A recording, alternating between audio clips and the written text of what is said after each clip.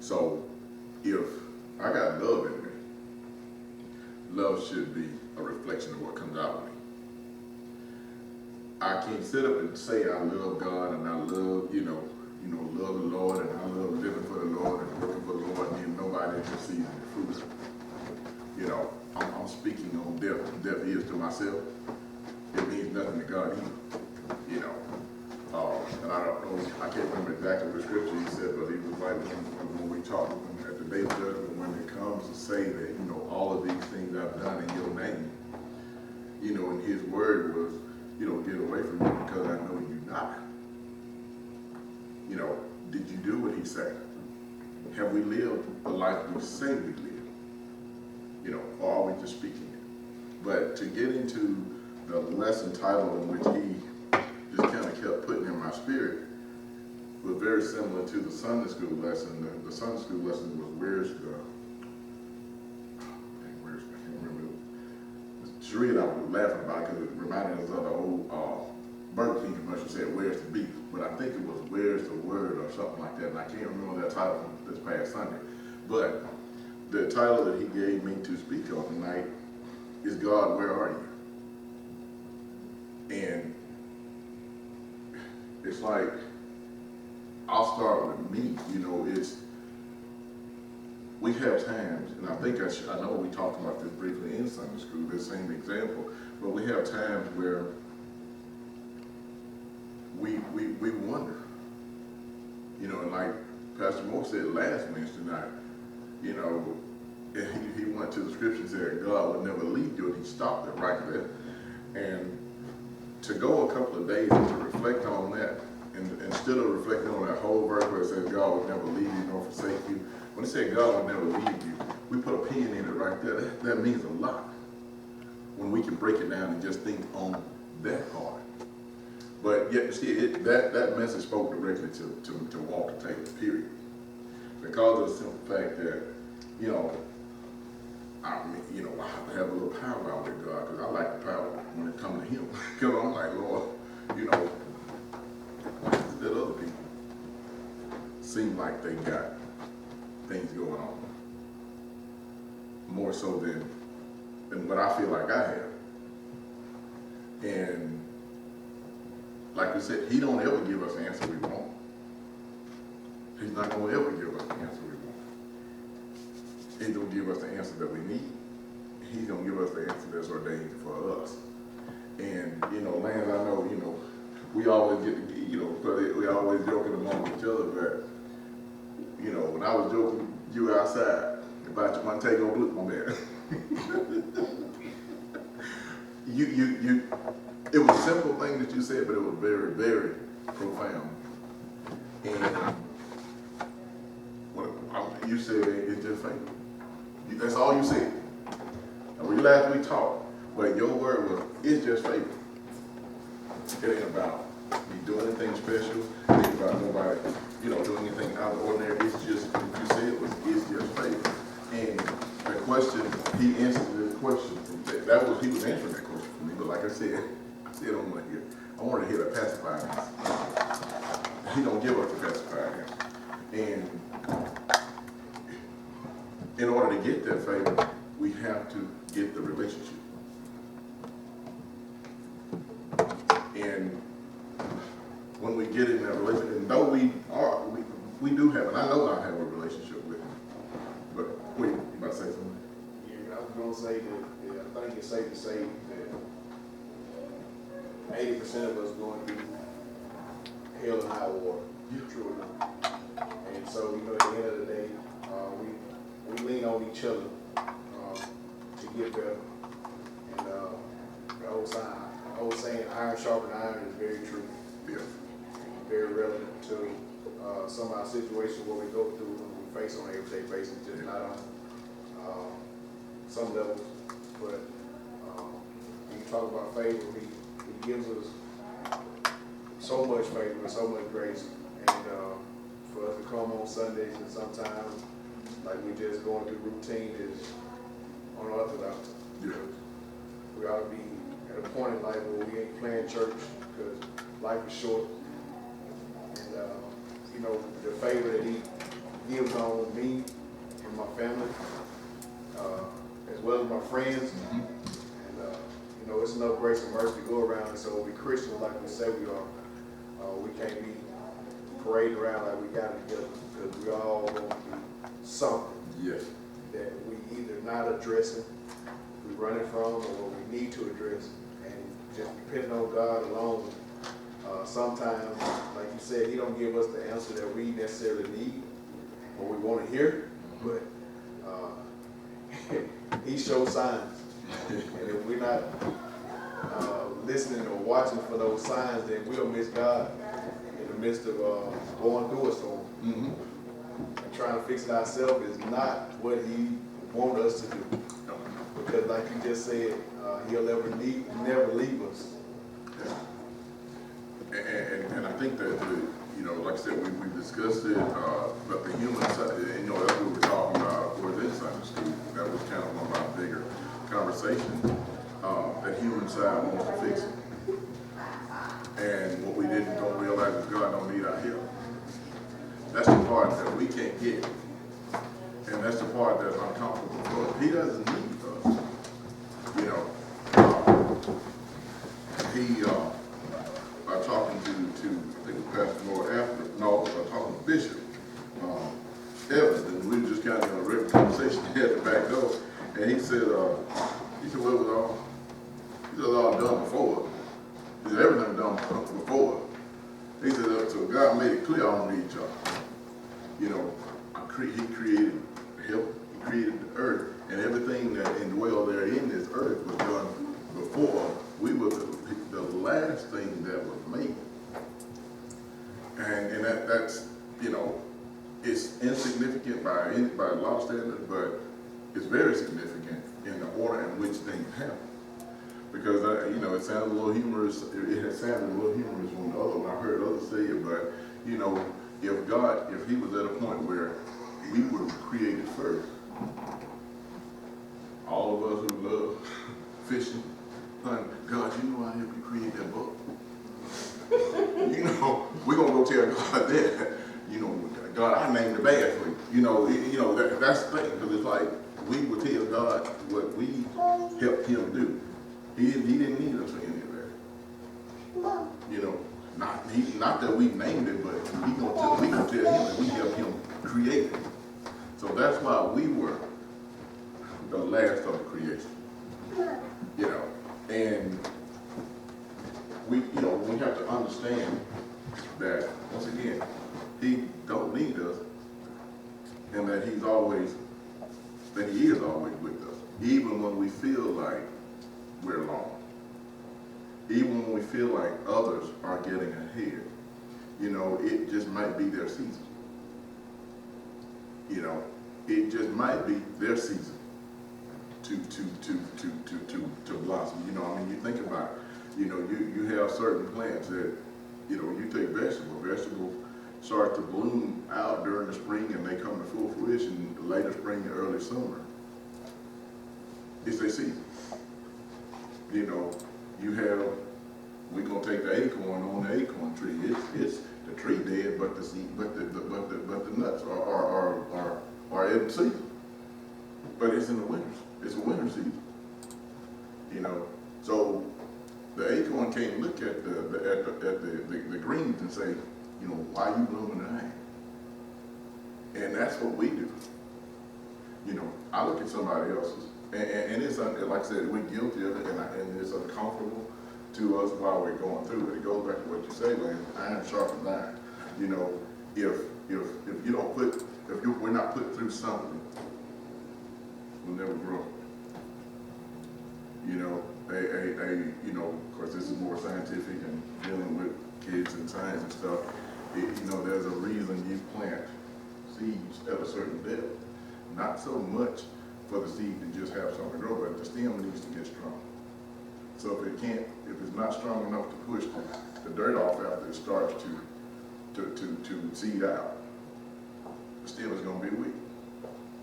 And that's a scientific process, but it's synonymous to the life in which we can look at that and mirror God's image and God's action for our life off. If we have everything that we need through anything, will we ever trust him? Will we ever call on him? No, we won't. So, I'm gonna open this up to the floor. Has anybody ever felt like, or does anybody, or does anybody currently feel like God is forsaking them in a sense? That he's, not that we're trying to question God now. I don't want to make that clear. But does anybody feel like, God, where? Or let me rephrase it. God, why am I going through this? Does anybody feel that way, that you'd like to share? I think we all feel that way at some point in time. Because when you're going through, you're uncomfortable. It does not feel good. So it's like, why me? Why do I have to deal with this illness? Or why am I having a hard time paying my bills? Or, why are my children acting up?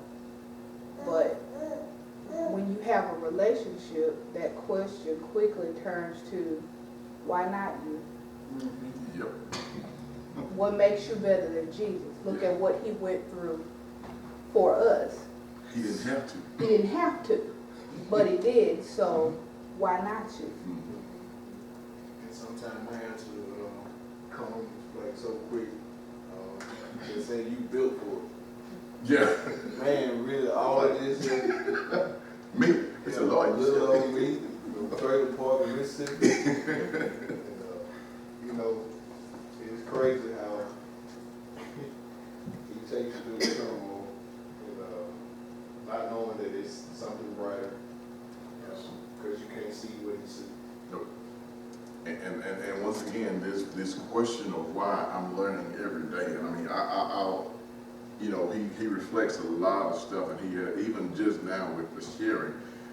When we go through this whatever particular issue we're going through, we don't realize that he's still with us because we're allowed to. We have grace in the midst of all of that. We wonder why we can't do certain things, but being at the same time. It's just say if you had a car note, you're like, well, why can't, I'm working, I'm doing this, I'm working, overtime, I'm doing this, and I'm paying you your time. Why is it a struggle for me to pay my car note when I didn't get the money? I wasn't trying, I just needed a nice vehicle, something dependable. But some of his answers are, well, you late, but they can't take it unless I live, unless I allow it. So I'm gonna grant you favor and grace. I know I shared with the class about, probably 15 years ago or so, when I was dealing with some issues that I was sharing with y'all about me having to pay a bill, and God told me to call the people from the beginning, and I didn't.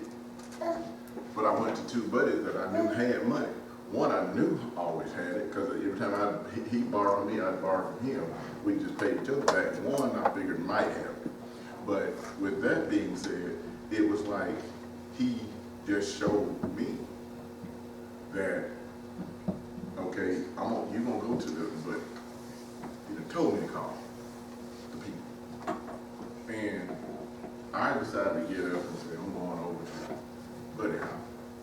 And I know I shared with y'all that the first buddy I went to, the one that I figured might have and might not, I'm gonna try him first. I'm gonna try the one that's a sure bet the second.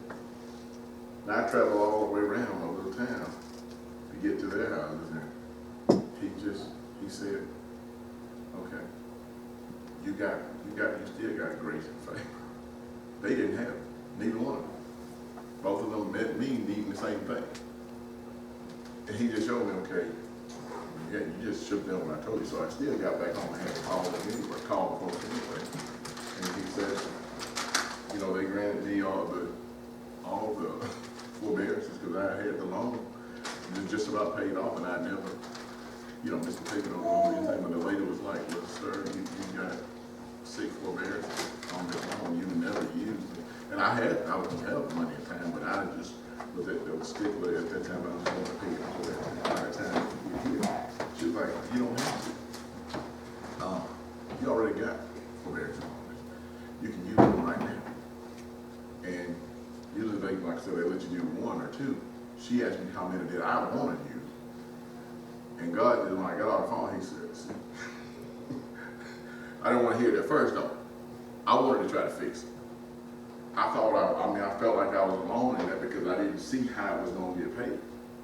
And we don't realize, like I said, we see it from the carnal standpoint, from the logical, from the human logic, not knowing that, okay, he's already worked it out. Just got to do what he say do. That goes back to having that relationship, having the faith that he's going to do it, and having that spiritual listening ear. And we overlook that listening ear a lot. And as a sidebar, can you come in here and worship him even when you're going through the go through? That's the part. That's the tip. That's the test. I'm not saying front, I'm not saying put on for anyone, but if you know that even in the midst, can you still give me your all? Truly worship.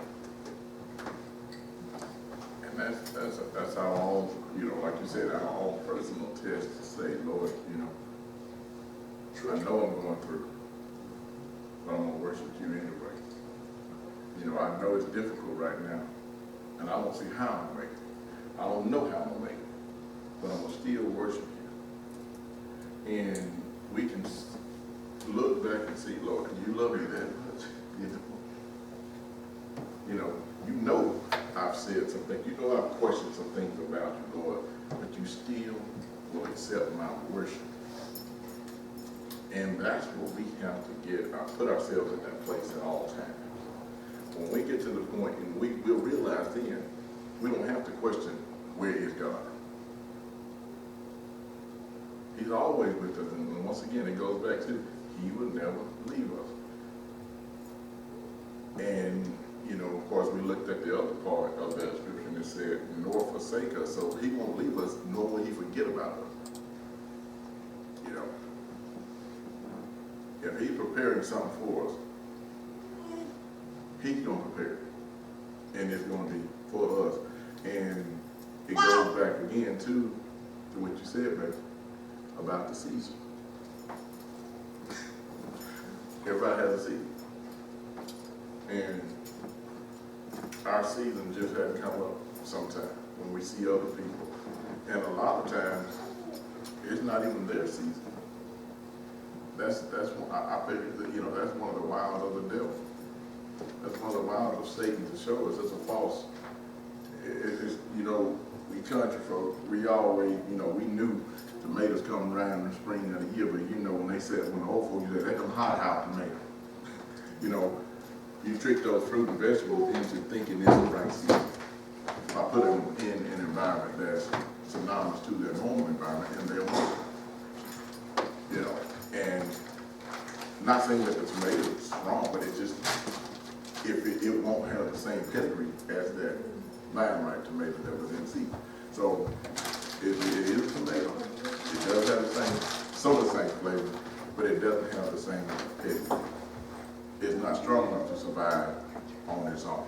Once again, with us, we old folks will tell people, food, the Bible says, a fool and money will surely depart. And they'll tell us, you get it quick, you're going to lose it quick. We get things that is not of God, we can look for it to be not of God in the way we keep it. If you get it wrong, you lose it.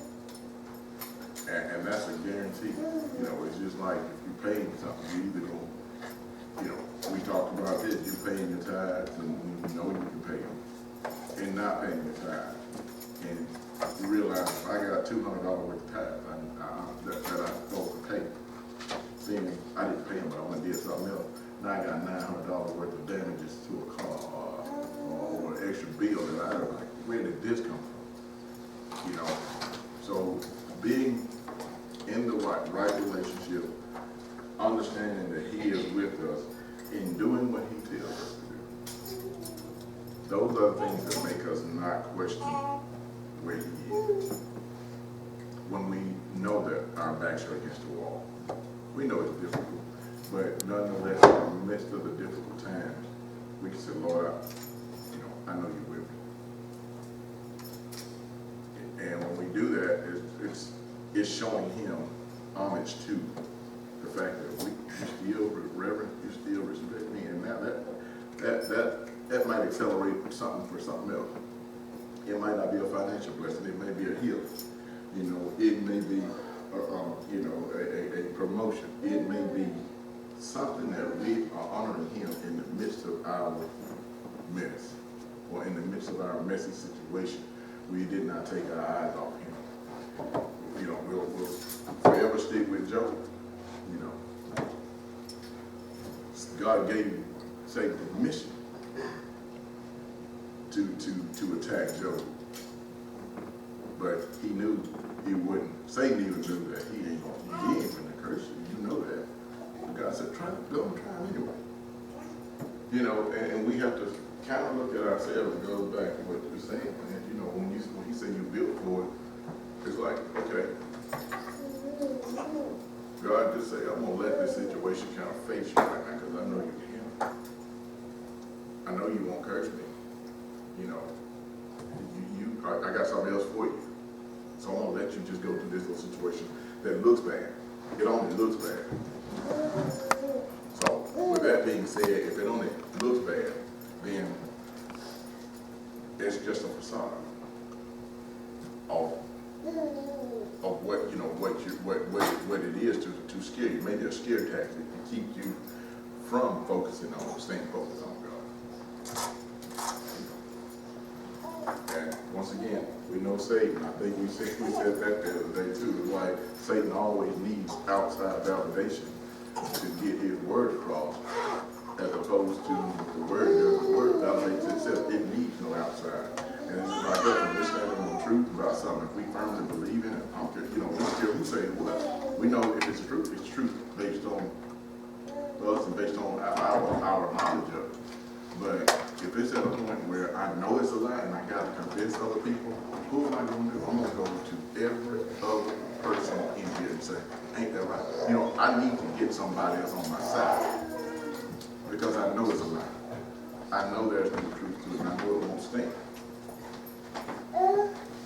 So, anybody have anything else they want to say? I mean, just open the discussion with just how you feel.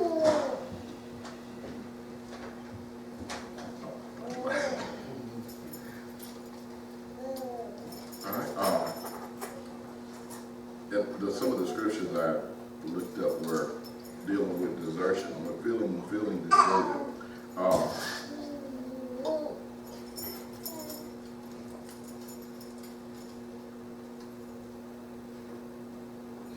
It's Ezra. It was 9:9. Somebody read that. Somebody look that up.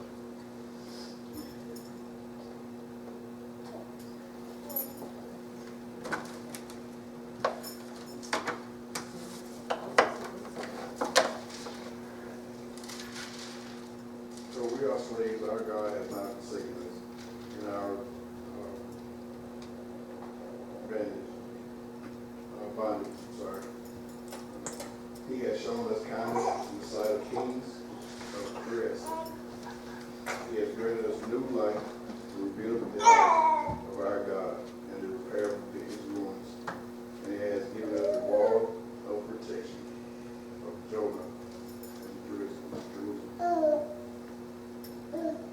And you think, you look at, just that, in the midst of everything, we go back even to the children of Israel, in their downtime, and their time of abundance.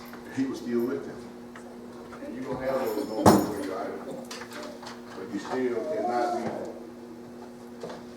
idle when it comes to pressing towards greater. Exactly.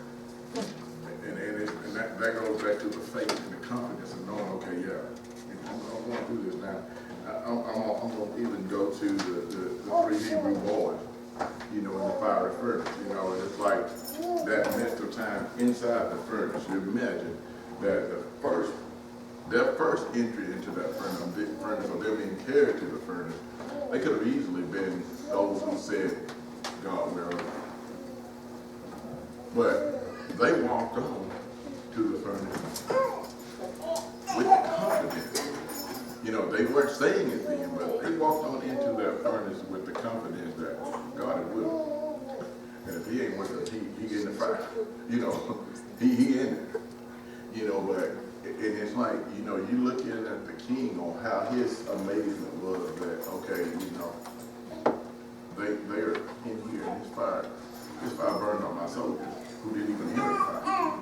It was so hot it burned them. They were burned at the gate, but these guys are inside. Not only are they inside, but the word said they were walking around in the fire. Now when you, and we're going to take that fire to our situation, to our current issue that we might be dealing with. They weren't even worried about getting out of the fire. They were walking around in the fire. Us, we got a situation going on. We're not even worried about getting out of the situation because we know God is going to deliver us from the situation. So instead of being fearful or skeptical about why am I in this, and I know we all guilty. I mean, I'm speaking for me. I'm guilty. Why am I? Instead, just be confident. Because you know you're not going to stay there. And that's where the level, you know, people, I think people misconstrue being content with saying, oh, you just said it, you're just going to be here. That's not what he means.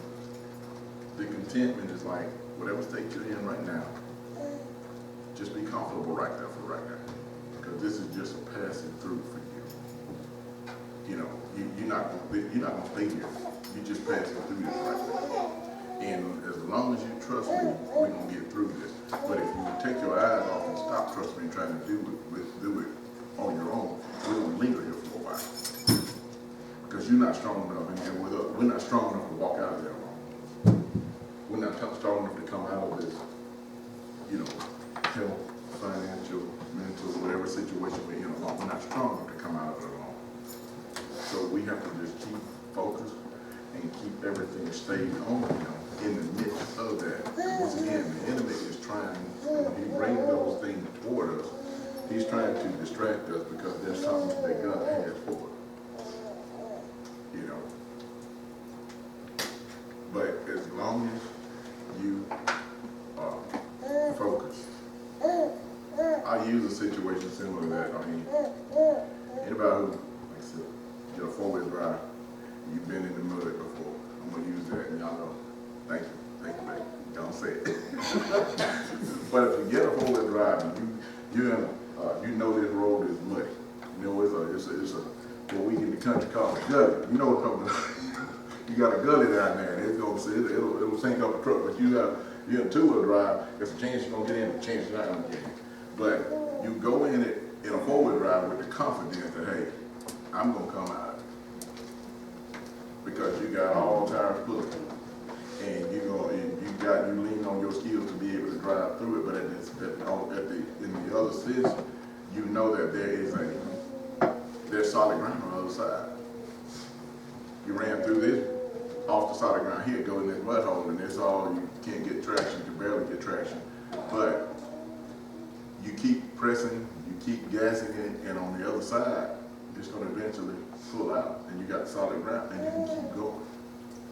And that's what we are. That's what we are. Knowing that we are at a point where we're going through this right now. Once again, the key word is through this. We're facing the situation, we're going through this right now. And as long as he's with us, we'll pull out. And once again, back to the Hebrew boys, it's like those boys were walking around in the fire with no desire to try to run out, try to escape or anything, and then that just confused the enemy, like, why they ain't trying to get out of it? You know, why they not trying to fix it themselves? What else? Why she not worried about her health? Why he not worried about his health? Why she not worried about her finances? Why they not worried about it? He wants us to take our eyes off of God. But in the end, the reality of it at the end was, though the king looked in and he said, probably threw three men in. But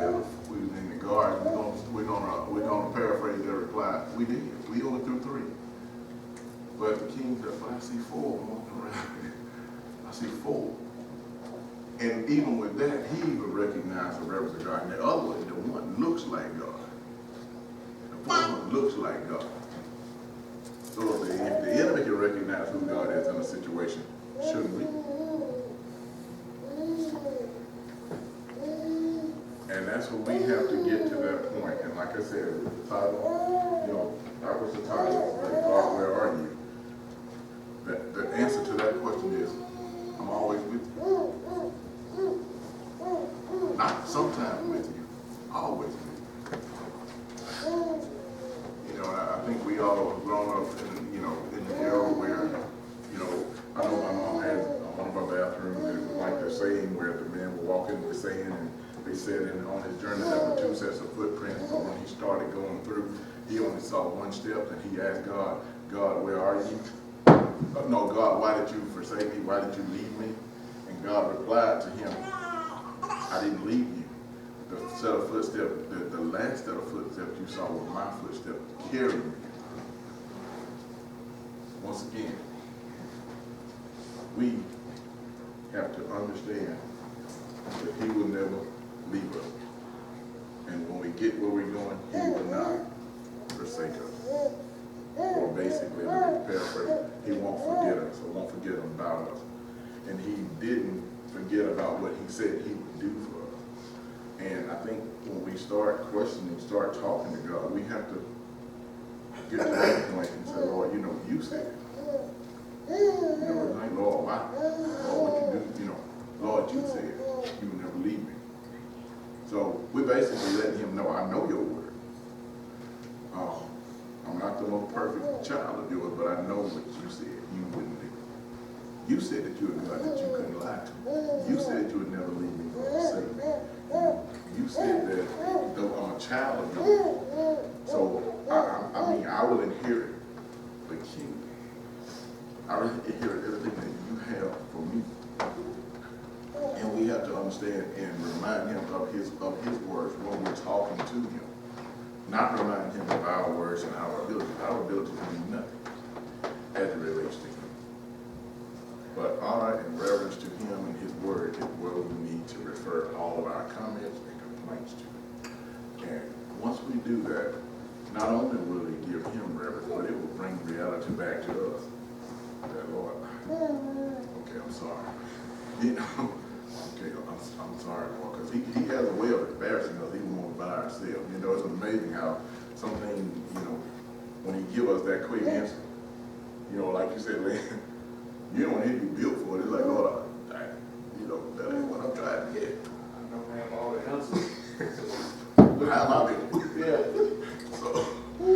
But that's what we have to get to that point of knowing and understanding. And that's just for health, prosperity, life itself. yes, So, you know, so many times we probably could have been there in a wreck or eating bad food or anything like that that caused severe injury to, you know, your health or something like that. It's just so many different sides of life that we could be thankful for. and that goes back to that, Lord, where are you? You know, when we think we got something bad going on over here, we didn't realize we ate some tainted food and didn't get sick from it.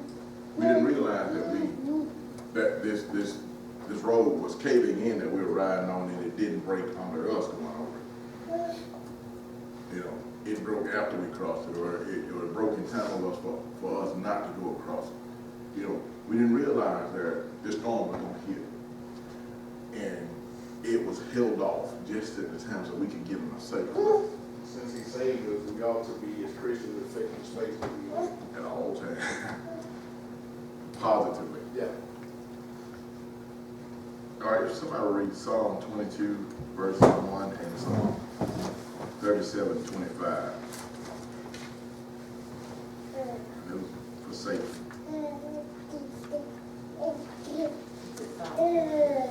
God, 22 and 1. And then Psalm 37, 25. For 22 and 1 is the first one, yeah. My God, why have you forsaken me? Why are you so far from saving me, so far from my cries of anguish?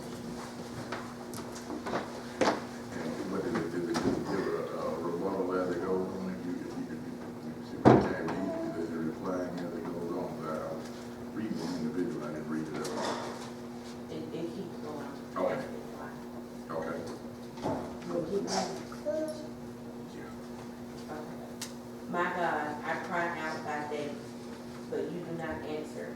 By night, but I find no rest. Yet you are enthroned as the Holy One. You are the one Israel praises. In you, our ancestors put their trust. They trusted and you delivered them. To you, they cried out and were saved. In you, they trusted and were not put to shame. But I am a worm and not a man, scorned by everyone, despised by the people. All who see me mock me. They hurl insults, shaking their heads. He trusts in the Lord, they say. Let the Lord rescue him. Let him deliver him, since he delights in him. Yet you brought me out of the womb. You made me trust in you, even at my mother's breast. From birth I was cast on. From my mother's womb, you have been my God. Do not be far from me, for trouble is near, and there is no one to help. Right there, 'cause that right there said everything. Because look at what they wanted to do. I mean, you're at a point where you're being mocked for trusting in God. That's to us. We get a point where people call us crazy. You really don't believe it. I mean, well, how you believe in that? You must be crazy. Something wrong with you. But this is the God that I know, like she said, delivered the ancestors when they prayed to him. So that basically, that crying out, that talking to him, basically answers every question that we have within itself. Like we said, the word does not need outside validation. It validates its own self. It answers the question at the same time. You know, why, my God, where are you? And then it said, for you are the one that my ancestors were delivered from when they prayed to you. It's like, okay, I'll be quiet, shut up. That's basically what you, okay, I'm playing, Lord. I'm just playing, Lord. All right, the next is Psalm 37:25. Here's the big answer right here. I have been young and now I'm old, yet I have not seen the righteous forsaken, nor his seed begging bread. What more can we say? I mean, we can drop the mic on it. God just, here's and this is all in the same book as in Psalm. It's like here it is. There's a why. There's a Lord. I'm here and why, or you're supposed to be here, but why? And it was basically like, yeah, you did, and I'm gonna bring it out to how we would handle it. You did that for my folks back 100 years ago. What you gonna do for me? I'm praying for you. I'm doing everything you asked me to do. So why am I struggling right now? And then we go with every other excuse. Yeah, my folks didn't have it. This and didn't have that. So they, go ahead. You know you're hard. You know you're hard. Yes. You know you're hard. It's somewhat selfish sometimes. Selfish like that. You ain't gonna fix that. Because we take the Lord. We don't give him what he needs. We say this and we do that, and I did this, and that's how we'll tell it to people. That's how we'll tell it to our surroundings. I got this, I got my job. I made this on the job, and we want to brag about what we did. God bless you with your job first. God bless you with the sense to do the things you need to do, even in the midst of a struggle. He blessed us with the sense to be as best stewards as we can be. Because we're not going to say that we're the best stewards all the time. But he blessed us with the sense to say, hey, do you think of me? Are you thinking of me? Are you thinking of your responsibilities? Or are you thinking of just what you want? So, once again, it goes back to what our elders have said in the past. They always use the fool and his money will surely depart, but they always use also, if you get it wrong, you're going to lose it. If you get it quick, you lose it quick. That's something that stuck it's stuck and it sticks now, you know. The man don't work, you don't eat.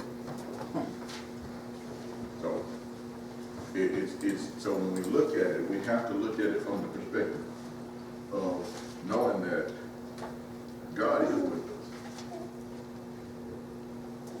If he provides us with the substance to get what we need, it's up to us to do the possible. He does the impossible. He expects us to do what's possible.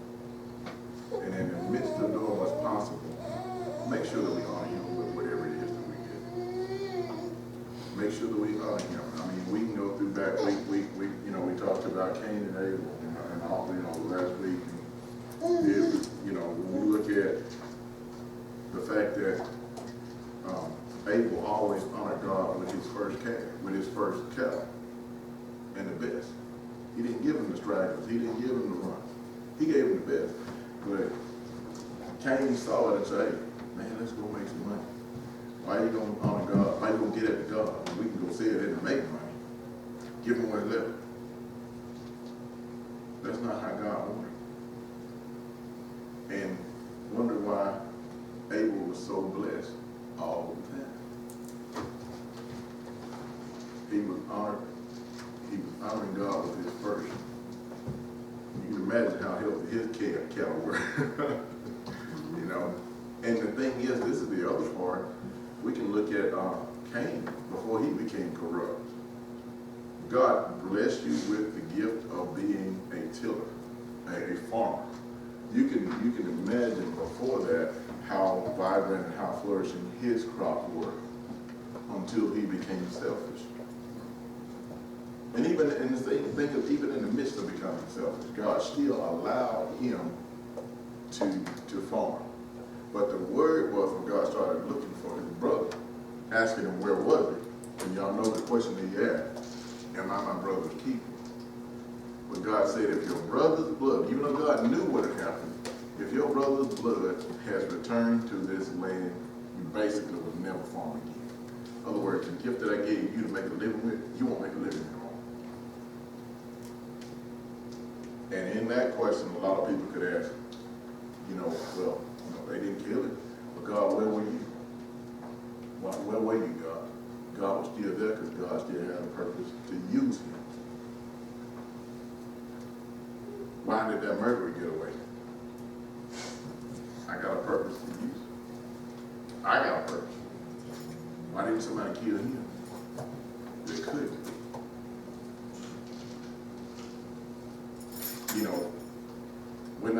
I'm not saying that, any of us are murderers or anything like that, but we've done something else. Why is that lighter in church? Why is that, that drug dealer in church? Why is that drunk in church? Why is that a whoremonger in church? Why are they still in church? Because I'm going to use them. That's only God. That's a reply that we don't want to hear. Especially when we do that, put our mouth on other people. Lord, well, she just came out the club this morning, before she came to service. Why is she in here? Because I'm going to use her. But us, holier than thou saints, don't want to mention it. We don't want those people in here because we don't feel like they deserve it. Well, guess what? 20 years ago, it could have been you were there. 10 years ago, 5 years ago, last week. We are not God. And God, once again, he's not, when we ask that question, God, where are you? He's not just with us because we're in church. He was with us out in the street. Now, I shared with y'all about how I used to speak, and I know it had to be nobody but God with me. How when you're around somebody who did drugs, and you're looking at somebody, with a shotgun, maybe even shooting your way, how that bullet didn't hit me. God didn't hit me. We don't understand that at all times he is with us. And I want to say this, and I know we're about down to the end of time. If anybody have anything you want to say, please feel free to say so. But with Proverbs 3 and 5, where he says, in all thy ways, acknowledge me, and he will direct our path. And a lot of people think that we just got to be in church ways. He said all. He didn't say in some of our ways. He said it all. No matter what we're doing, no matter where we are, acknowledge the fact that, Lord, you know what, I know I did this. Because he's going to give you two things. He's going to either keep you in it, he's going to keep you through it, or he's going to make you turn away from it. But nonetheless, if we acknowledge him in the midst of whatever we're doing, because I know I was like, Lord, you know, I'm running. I told y'all the kind of speed I would run. It's like, Lord, I'm sitting there like, Lord, please. I'm running so hard. One time, my foot on the pedal, I'm just shaking. I couldn't go no further. It was all the way to the floor. However, in the midst of that, I know I was wrong. Lord, please have mercy. That's all I can say. Knowing that I was wrong. But in every way, acknowledge him and realize that he is with you. When I'm wrong, he's with me. Now, is he there telling me to do it? No. But once again, that's where we ask that question, and we wonder why didn't I have a blowout at 140? Or either if I did, why when I had a blowout at 140, 150, I didn't even wreck? You know, he was with me. You know, why is it that when one particular day I know I was went to bring a fire truck from my town up here to get it serviced, and inbound with heavier truck, they have what they call a two-piece shaft, two-piece drive shaft. Well, the drive shaft inside of a car is about this size. Big truck is solid steel and it's about that size. On the two-piece, and it's solid, right? You're talking about 50, 60 pound drive shaft. And the other piece, another 20, 30 pounds. Well, anyway, the strongest part is the part at the back that's hooked to the yoke of the rear end. I was on the interstate, you know, running that speed. I wasn't doing anything crazy. I mean, I was just running 70 miles per hour, and then all of a sudden I heard a really bad drive shaft separated. And not only did it separate, but the part that should have broken did not break. It fell straight to the ground and dug into the asphalt. Which in a situation like that, it's supposed to flip a vehicle, literally flip a vehicle over. I called the fire service, and they came out. They sent their mechanic out there to walk with me out to get you. We're gonna call the tow truck to come with us. So we won't charge y'all for it.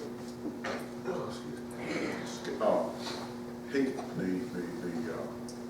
mechanic guy out there, he just looked at me. He didn't say a word. He looked at me and his face turned. Look, and he was just like, and I wondered why he said no. We standing on the side of the road. I could feel something. Then I say something, but I could feel that presence, the spirit of whatever he had, whatever he saw in me. Because I'm like, why is this man just looking at me like I'm crazy? Piece drive shaft break. So to answer that question, where was God? In that situation, he was with me. And unbeknownst to us a lot of times, he's with us when we don't realize that he's with us. Anybody have anything else they need to say? Want to say? I thank y'all again. Like I said, y'all know I want some talk back to that. But I love talk back. I love a little dialogue. Until then. Okay. Thank you. All right, at this time we'll close out with a prayer. Thanks, sir. Thank